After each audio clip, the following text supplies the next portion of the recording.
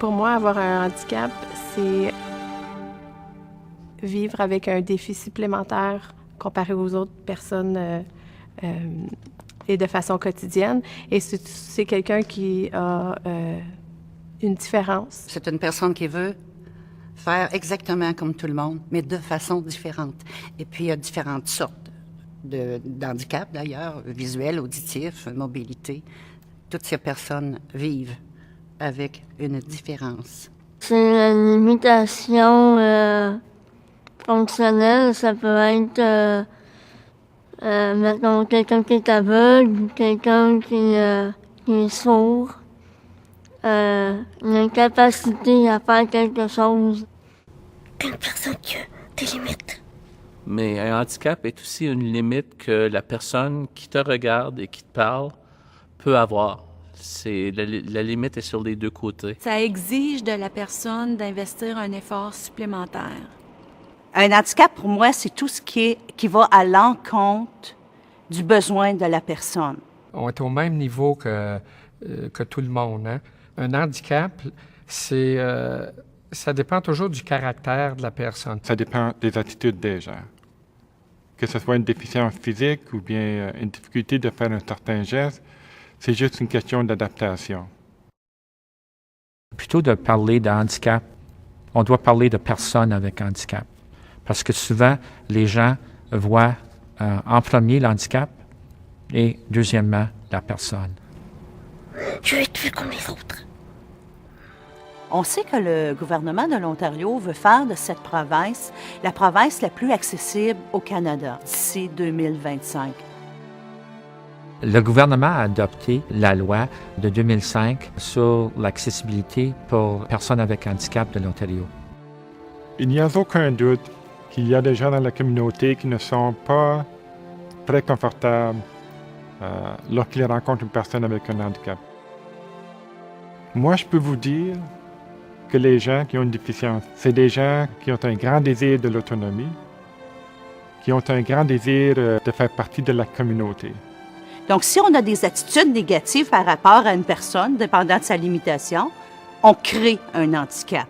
J'ai peur aussi d'offusquer. Puis dans le fond, tout ce que je veux faire, c'est l'aider. Puis des fois, c'est qu'on ne sait pas comment les aider. Donc, pour sortir de cette situation-là, on ne reste pas là. C'est dépendamment des besoins. Je pense que c'est important de traiter tout le monde de la même façon.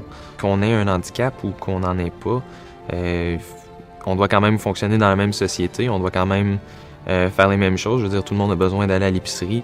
Je vois pas pourquoi ça devrait être plus difficile pour certaines personnes d'obtenir ces services-là que pour d'autres personnes. Les personnes avec handicap sont bien capables de dire comment ils veulent avoir de l'aide. D'abord, c'est de demander à la personne, respectant leur indépendance, mais en même temps, offrir de l'aide.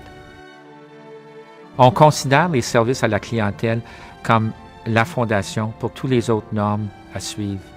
C'est la première étape. Il est important pour chacun de nous, en tant que personne avec une déficience physique, de jouer un rôle afin de sensibiliser les gens, de saisir les opportunités que nous pouvons partager avec eux notre témoignage, de partager avec eux nos besoins. Je pense pas juste aux autres de faire leur part, nous aussi on a une part à faire. C'est une responsabilité qui regarde tout le monde, l'ensemble de la société. Ensemble, nous formons un groupe très puissant. Il y a bien assez des obstacles qu'on ne peut pas éviter. Donc, on essaie d'éduquer pour éviter ce qui peut être évité. Je veux autant ça pour vous que pour n'importe qui. On a tous un point de départ où on apprend. Comme tout le monde, j'ai appris sur les différentes déficiences. À force d'informer, à force de sensibiliser, à force d'éduquer, on emmène la communauté ou la société à une étape plus loin, à être plus confortable avec un groupe qui est différent. Avant de perdre la vue, moi, je connaissais pas ça. C'était pas du tout. Mais à un moment donné, t'es plongé dedans. Ma famille était plongée dedans. J'ai commencé par éduquer mon entourage, ma famille, mon mari, mes enfants. J'ai commencé par ça, puis on a élargi ensuite. C'est normal, c'est tout le monde fait ça. Je suis comme tout le monde, juste avec une petite différence.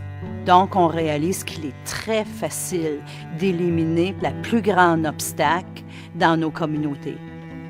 Et le moyen, c'est l'information et les communications la sensibilisation. C'est pas juste la bonne chose à faire, c'est la seule chose à faire pour développer une société qui est juste et accessible à tous. C'est important que les gens viennent vers moi pour qu'ils puissent me servir. J'ai plusieurs clients qui me viennent au magasin à handicap, puis j'ai toujours voulu faire l'effort pour leur donner un service comme il n'y avait pas ailleurs. Parce que tu mérites un meilleur service. Puis ça a toujours été très important. OK. C'est bien. Le service à la clientèle, accessible pour tous, c'est important parce que ça permet à une société d'être inclusive. Puis en plus, c'est rentable. La personne qui vit une limitation, elle a une famille, elle a des amis, elle a un style de vie. Donc, plus les commerces, plus notre société va être accessible, bien plus on fait rouler l'économie. Moi, mon magasin, ça me coûte rien le rendre accessible. C'est une méthode de pensée, c'est une méthode de travail. C'est strictement entre les deux oreilles que ça se passe, l'accessibilité. Pour moi, l'accessibilité, ça va au-delà de rendre un lieu accessible physiquement. Il y a une composante humaine qui est très importante et puis c'est dans la relation que j'établis avec quelqu'un qui va faire en sorte que moi, comme personne, je suis accessible ou pas. C'est plus qu'une loi, c'est une façon de vivre. C'est peu coûteux. Il y a plein de services qui sont disponibles. Il y a plein de ressources qui sont disponibles gratuites. Il y a beaucoup d'obstacles qui peuvent être éliminés par simple changement d'habitude, quelques adaptations de base. Mais on en revient toujours, l'accessibilité, c'est aussi le personnel. Former les gens, leur donner de l'information pour qu'elles soient confortables à interagir avec une personne qui a une limitation. Investir dans l'accessibilité, c'est vraiment investir dans nos communautés, nos citoyens, notre économie et surtout notre avenir. Comment puis-je vous aider? Ça démontre un intérêt lorsque cette personne qui travaille dans un domaine qui demande cette question à une personne avec une déficience. Moi, j'encourage les gens à poser des questions. Comme ça, mais ils peuvent mieux répondre à leurs besoins. Ils savent plus comment nous approcher, communiquer avec nous autres, nous offrir des meilleurs services. Le comment est très important. Parce que ça nous invite à nous de partager avec eux quels sont nos besoins. En posant la question, on va avoir une réponse claire et on va pouvoir mieux définir les besoins spéciaux d'une personne. On est sûr qu'on aide la personne comme la personne le souhaiterait. Comment puis-je vous aider? C'est la phrase clé. Tu commences comme ça et puis tout de suite, on fait part de nos besoins, chacun, spécifique, et puis après ça, tout va bien.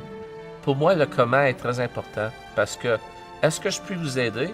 C'est déjà fait. Ça ne porte pas à vouloir aller plus loin. Comment vous donne l'option de dire « Ah, je peux mettre mes paramètres, je peux demander quelque chose. » Comment puis-je vous aider? C'est une façon d'aider à améliorer son accessibilité.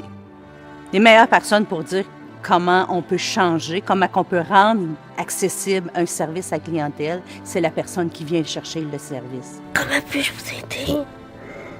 C'est la bonne question. Pourquoi? Parce que...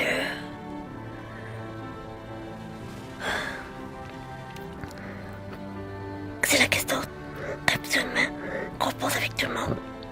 Puis on veut se faire traiter comme tout le monde. Comment puis-je vous aider? Comment puis-je vous aider? Comment puis-je vous aider?